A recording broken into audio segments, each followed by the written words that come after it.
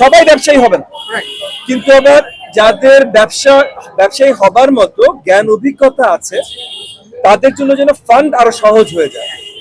ব্যবসা খুলবার জন্য যেন 21টা পয়েন্টে না দাঁড়িয়ে একটা পয়েন্টে খুলতে পারো। আবার যারা ব্যবসায়ী আছে তারা যেন ওই যে এনবিআর, হ্যাঁ, ট্যাক্সের 100টা সমস্যায় না পড়ে ট্যাক্সেশন সিস্টেমটা যেন আরো সিম্পলিফাই করে দিই আমরা। মানে ওনারা জানেন যে ট্যাক্স আমি লিখে দিব কত, তারপর সরকার ইচ্ছা মতো মানে ধরবে তুমি কেন এটা লিখলা, সরকার বলে দিলেই হইতো ভাই, না না তুমি এইটা লিখবা না, এটা বলে দেয় না। এই জিনিসগুলো আমরা আরো সহজতর করতে চাই। দেখো, আমরা বিশ্বাস করি গত 54 বছরে বাংলাদেশের উন্নয়ন বাংলাদেশের জনগণ করেছে। সরকার কিছু দূর করেছে, কিন্তু সবকিছু জনগণ করেছে। সরকারের মেইন কাজ হলো রেফারির মতো, হ্যাঁ, যে খেলা যদি মানে রেফারি যদি সঠিকভাবে কাজ করে তাহলে রেফারিকে কেউ নোটিস করে না।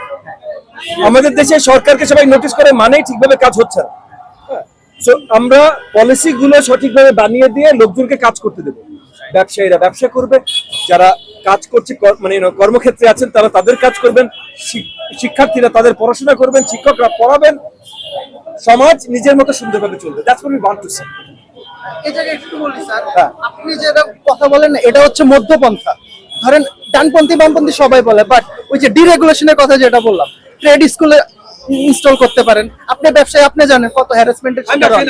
না, আমি জাস্ট বলতেছি, আমি জানি আমার বহুত বন্ধু বান্ধব ব্যবসায়ী আছে, আমি একাডেমিক, হ্যাঁ আমি শিক্ষক, আপনি বলা যায় বুদ্ধিজীবী kind of, you are very good intellectual.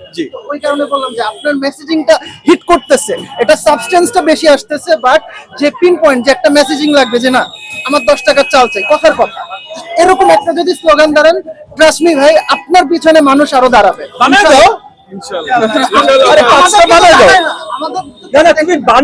তুমি বানিয়ে দাও আমি দিব, এটা করতে পারবো, হ্যাঁ তুমি বানিয়ে দাও আমি দিব, তোমার যোগাযোগ দাও, তোমার কোনো কার্ড নাই, আমার ভিজিটিং কার্ড নাই, তোমার থাকবে, আমারই নেই।